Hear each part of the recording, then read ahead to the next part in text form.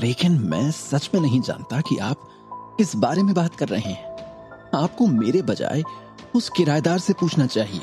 कार्तिक ने फिर भी किराएदार से जुड़ी किसी भी अजीबोगरीब घटना के साक्षी होने से इनकार कर दिया। अगर ऐसा ही है और आप बार बार कुछ भी बताने से मना करते रहेंगे तो फिर इस मामले में मिस्टर मेहरा मुझे असभ्य होने के लिए दोष ना दें।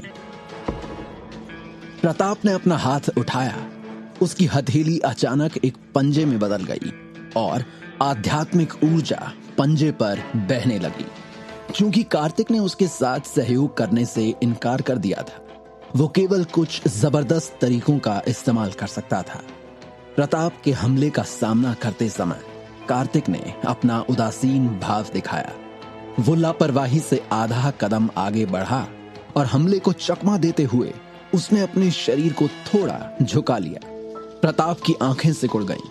उसकी फुर्तीले बाघ जैसी हरकतों को वास्तव में कार्तिक ने इतनी आसानी से चकमा दे दिया था। ऐसा कैसे हो सकता है? प्रताप थोड़ा हैरान था, लेकिन वो फिर भी कोई भी टाइम गंवाना नहीं चाहता था। प्रताप ने अपनी एनर्जी को कंसंट्रेट करके उठाया और आगे बढ़ गया। उसने अपना पैर थपथपाया और अचानक ही हवा में उड़ गया। बड़ी ताकत के साथ वो घूमा और उसने अपनी हथेली से दन दनाते हुए दे मारा। आप एनर्जेटिक फोर्स के चरम पर हैं, फिर भी आपने मुझे उकसाने की हिम्मत की है। या तो आप मुझे कम आंक रहे हैं या खुद को कुछ ज्यादा ही नंबर दे रहे हैं। कार्तिक ने लापरवाही से अपना हाथ लहराया और एक तेज हवा का झोंका उड़ता हुआ प्रताप की तरफ आया। इसने प्रताप के हमले को तोड़ कर रख दिया और उसी समय उसे एक तेज स्पीड के साथ उड़ते हुए भेज दिया। प्रताप दहशत में जमीन पर उतर गया। उसके चेहरे के हाव भाव एकदम से बदलते रहे। ये कार्तिक वास्तव में मजबूत था। पिछली बार उन्होंने इसे सही ढंग से महसूस किया था। चीफ, मुझे लगता है कि आपने मुझे गलत समझा है। मैं सच में नहीं जानता कि आप किस बारे में बात कर रहे हैं। प्रताप ने कार्तिक को शक की नजर से देखा और उसका गुस्सा और बढ़ गया। कार्तिक न सिर्फ उससे झूठ बोल रहा था, बल्कि अपनी शक्ति का इतनी आसानी से प्रदर्शन भी कर रहा था। एक स्पेस आर्टिस्ट इतनी आसानी से कहीं भी और कैसे भी अपनी शक्ति का प्रदर्शन नहीं कर सकता था। ये रूल्स के खिलाफ था। मुझे उम्मीद है कि आप मुझे अब और परेशान नहीं करेंगे, वरना मैं अब अगली बार इतना दयालु नहीं रहूंगा। कार्तिक ने प्रताप को देखा और गंभीरता से कहा। वो लायन ग्रुप के साथ कोई संबंध नहीं रखना चाहता था। उसके साथ 7 महान पाप क्रिस्टल को छोड़ना बेहतर था। आप नहीं जा सकते। आपके पास जो चीजें हैं वो हमारी हैं। उन चीजों को चुपचाप हमारे हवाले कर दो। हितेन चिल्लाया। उसने अपनी पूरी ताकत लगा दी और फोर्स से कार्तिक की ओर दौड़ पड़ा। कार्तिक की हथेली कांप गई। उसने तुरंत ही चांदी की कुछ बत्तियां बुझाईं और उसकी हथेली से अनेकों छोटी छोटी चांदी की छोटी छोटी सुइयां उड़ती हुई निकली और हितेन के शरीर में घुसती हुई छेद कर गईं। हितेन तुरंत जमीन पर गिर गया और उसका पूरा शरीर अकड़ गया। आंतरिक ऊर्जा धीरे धीरे समाप्त हो रही है। हितेन का चेहरा घबराहट से भरा था। हितेन पीले चेहरे के साथ जमीन पर लेट गया।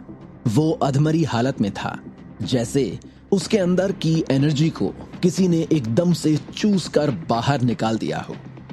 क्या? प्रताप जल्दी में हितेन की तरफ भागता हुआ गया।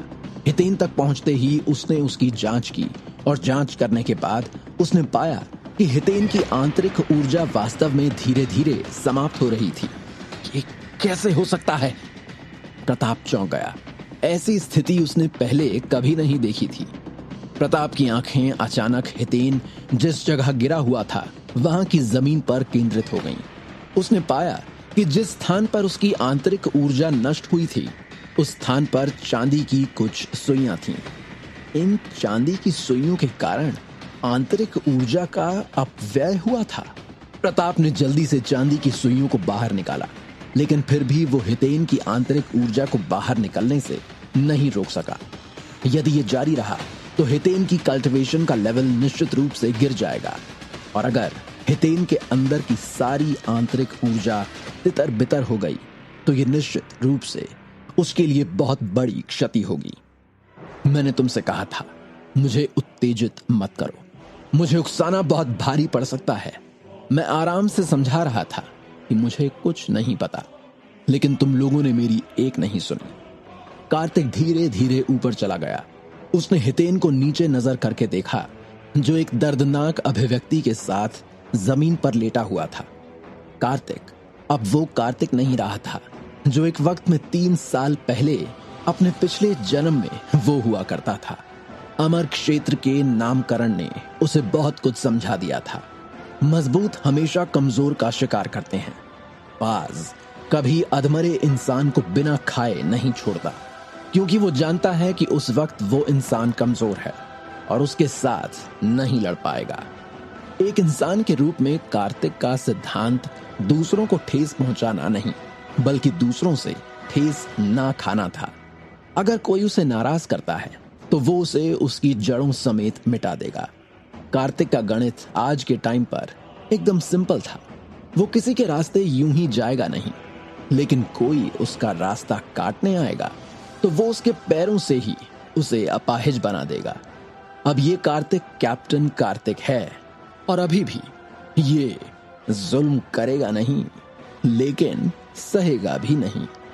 उसने पहले ही प्रताप और हितेन को चेतावनी दी थी और अभी भी ऐसे लोग थे जो उसके लिए परेशानी का कारण बनना चाहते थे। ये तुमने क्या किया?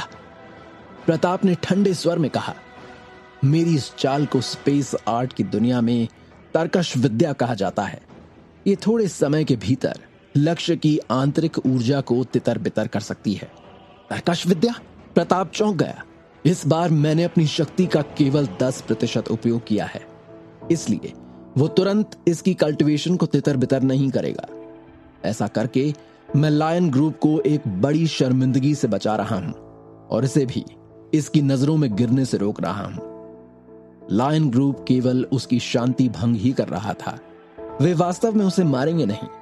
प्रताप के चेहरे के भाव बदलते रहे और उसने कहा, I am sorry mister Mehra, अभी अभी मेरी गलती थी, लेकिन ये एक गंभीर मामला है, मुझे इसे गंभीरता से लेना होगा। मैंने पहले ही कह दिया है, मुझे नहीं पता कि आप किस बारे में बात कर रहे हैं। कार्तिक ने इनकार करने का मन बना लिया था और प्रताप के बार बार पूछने पर वो इनकार करता रहा, कम से कम अभी के लिए। तर्कश विद्या की सुइयों का ये सेट बहुत ही अनोखा और रेयर था, लेकिन वो कार्तिक को दूसरी दुनिया से मिला था। जब उसने इसे प्रतिद्वंदी की शक्ति को तितर बितर करने के लिए मानव शरीर के एक्यू पॉइंट में डाला तो ये पृथ्वी पर बहुत ही उपयोगी होगा। व्योम जगत में इसे हासिल करते वक्त कार्तिक ने कभी नहीं सोचा था कि पृथ्वी पर ये उसके लिए एक बड़ा अस्त्र साबित हो सकता है। वहां व्योम जगत में भी उसने कई सारे दानवों को इस तर्कश विद्या और इन चांदी की सुइयों के सेट से घायल किया था। ऐसे ही नहीं, कार्तिक व्योम जगत का नरसिम्हा अमर सम्राट और कैप्टन बन गया था। पृथ्वी पर प्राचीन स्पेस कलाकारों की ताकत आमतौर पर कम थी, लेकिन तर्कश विद्या की एक चाल उस सारी ताकत को दूर कर सकती थी जिसे उन्होंने बड़ी मेहनत से कड़ी तपस्या करके विकसित किया था। हालांकि यह केवल कम ताकत वाले लोगों के लिए ही उपयोगी था। पावर हाउस जितना मजबूत होगा, सुरक्षात्मक ऊर्जा उतनी ही अधिक घनीभूत होगी और तर्कश विद्या उसमें प्रवेश नहीं कर सकती थी। हितेन के शरीर पर कुछ एक्यू पॉइंट टैप करने के बाद हितेन की आंतरिक ऊर्जा खोने की स्थिति रुक गई। हालांकि उसका चेहरा अभी भी थोड़ा पीला था। हितेन ने डर के मारे कार्तिक की ओर देखा। वो अपने सभी साधना आधार को खोने से बस थोड़ा ही दूर था। तो फिर ठीक है, अगर बात करने के लिए और कुछ नहीं बाकी है, सारा सुनना सुनाना खत्म हो चुका है, तो मैं यहां से पहले जाऊंगा। इतना कहने के बाद कार्तिक अपनी कार में बैठकर तुरंत ही वहां से ड्राइव करके चला गया। चीफ, वास्तव में ये कार्तिक कौन है? हमने इसके बारे में जो भी जानकारी इकट्ठी की थी, क्या ऐसा हो सकता है कि उस जानकारी को टैंपर करके इसने हमारे साथ कुछ किया हो? हितेन का चेहरा भय से भरा था। लायन ग्रुप द्वारा एकत्र की गई जानकारी के अनुसार कार्तिक बिना किसी रिश्तेदार के एक अनाथ था, और अगर ये सही है तो उसने इतनी शक्तिशाली सीमा तक साधना आखिर प्राप्त कैसे की?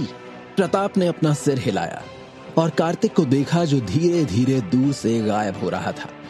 उसने गहरी आवाज में कहा, हमने जो जानकारी इकट्ठी की है वो बिल्कुल सही है। ये कार्तिक मेहरा ही है। मैं हेडक्वार्टर को इस इंसिडेंट के बारे में रिपोर्ट करूंगा और एक सुपरवाइजर को यहां आकर हमारी मदद करने के लिए कहूंगा। वो निश्चित रूप से हमारी मदद करने में सक्षम होगा। आप सुपरवाइजर से पूछना चाहते हैं? हितेन चौंक गया। लायन ग्रुप के नेताओं को लायन हेड कहा जाता था और उनके नीचे एल्डर, डीकन और सुपरवाइजर थे। उनके नीचे प्रताप जैसे लोग थे। हर शहर में लायन ग्रुप डिवीजन के सुपरवाइजर और चीफ थे। प्रत्येक मैनेजर के पास एक चोटी की ताकत थी, जो कि महागुरु की चोटी भी थी। उस कार्तिक से निपटने के लिए एक शिखर महागुरु को आमंत्रित करना, क्या ये सोच उनके लिए बहुत अधिक नहीं थी? ये कार्तिक सरल नहीं है। हम केवल डीकन को उसे संभालने दे सकते हैं। प्रताप जानता था कि अपनी ताकत के बावजूद वो उससे निपटने में सक्षम नहीं होगा। चलो अब वापस चलते हैं और हेडक्वार्टर को रिपोर्ट करते हैं। कार्तिक पहली मंजिल पर लौट आया। जब उसने दरवाजे में प्रवेश किया तो उसने देखा कि माया उत्सुकता से लिविंग रूम में उसकी प्रतीक्षा कर रही थी। मैं वापस आ गया हूं। माया जल्दी से उठी और सिर से पांव तक उसने कार्तिक को देखा। जब उसने देखा कि कुछ हुआ नहीं है तो उसने राहत की सांस ली। लायन ग्रुप के लोग, क्या उन्होंने तुम्हारे लिए चीजें मुश्किल नहीं की? कार्तिक ने सिर हिलाया। नहीं, वैसे भी वे मेरे लिए कोई मुकाबला नहीं है। तुम और लायन ग्रुप के लोग लड़ रहे हैं। माया का हृदय कांप उठा। कार्तिक वास्तव में स्पेस कलाकारों की सरकार के लोगों के साथ लड़ा था। कार्तिक दिल ही दिल में हंसा। हाँ, मेरे हिसाब से यह बिल्कुल ठीक है। अगर लायन ग्रुप वास्तव में लापरवाही से काम करने की हिम्मत करता है तो वे लायन ग्रुप नहीं है। मेरे जैसे एक सामान्य व्यक्ति के लिए वे मुझे सबसे पहले एक चेतावनी देंगे। एकदम से आकर मेरे लिए चीजों को मुश्किल बनाना नहीं शुरू कर देंगे। माया की भौहें चिंता से भर गईं। जब वो एक स्पेस आर्टिस्ट के मिशन को अंजाम दे रही थी, उसने लायन ग्रुप के कामों के बारे में सुना था। लायन ग्रुप बहुत शक्तिशाली था और कोई नहीं जानता था कि वे कार्तिक को क्यों ढूंढ रहे थे। माया सचमुच चिंतित थी। कार्तिक ने अपने दिल में गर्मी महसूस की जब उसने माया को देखा, क्योंकि वो उसके बारे में चिंतित थी। उसने अपनी उंगली से उसकी भौहों को धीरे से सहलाया और कहा, चिंता मत करो, मैं ठीक हूं। माया की आंखें नम थीं। उसने धीरे से कार्तिक का हाथ पकड़ा और उसे चूमते हुए कहा, तुम्हें कुछ हो गया तो मेरी जान ही निकल जाएगी। कार्तिक मुस्कुराया और उसने धीरे से कहा, अच्छा, तो फिर मेरे डेली रूटीन की जिम्मेदारी कौन निभाएगा? माया एकदम से उसके गले लग गई और अचानक दोनों के अंदर करंट सा दौड़ गया। दोनों ही चाहें एक दूसरे से कितनी भी शिकायतें कर लें, लेकिन दोनों का दिल एक दूसरे के लिए धड़कता था। और वापस मिलने के बाद से दोनों ने एक दूसरे से प्यार नहीं किया था। दोनों के शरीर काम की आग में झुलस रहे थे। पिछली बार जब वो एक दूसरे के होने ही वाले थे कि मकान मालकिन डॉली आ गई थी, लेकिन आज उन्हें कौन ही रोक सकता था। कार्तिक ने भी अपनी बाहों को फैलाया और माया को पूरी तरह खुद में समा लिया। आखिर वो पल आ ही गया था जिसका दोनों न जाने कब से इंतजार कर रहे थे। दोनों पता नहीं कब से एक दूसरे को छूना चाहते थे, चूमना चाहते थे, एक दूसरे के साथ घंटों तक संभोग करना चाहते थे। लेकिन कभी वक्त तो कभी दोनों की अकड़ एक दूसरे को आगे बढ़ने से रोक लेती थी। लेकिन आज वो उन सारी हदों को पार करके आगे बढ़ जाना चाहते थे। कार्तिक ने अपने हाथ नीचे किए और माया की पतली सी कमर को कसकर पकड़ लिया। माया की आह निकल पड़ी। उसके अंदर जैसे आग सी लग गई हो। माया ने भी अपने हाथ ऊपर किए और कार्तिक के बालों में फिराते हुए उसके सर को पीछे से पकड़कर नीचे अपनी तरफ झुकाने का सिग्नल किया। कार्तिक फ्लो में आ गया और उसने अपना सर नीचे किया। माया भी अपनी हील्स को ऊंचा कर थोड़ा ऊपर हुई और दोनों के होंठ एक दूसरे से टकरा गए।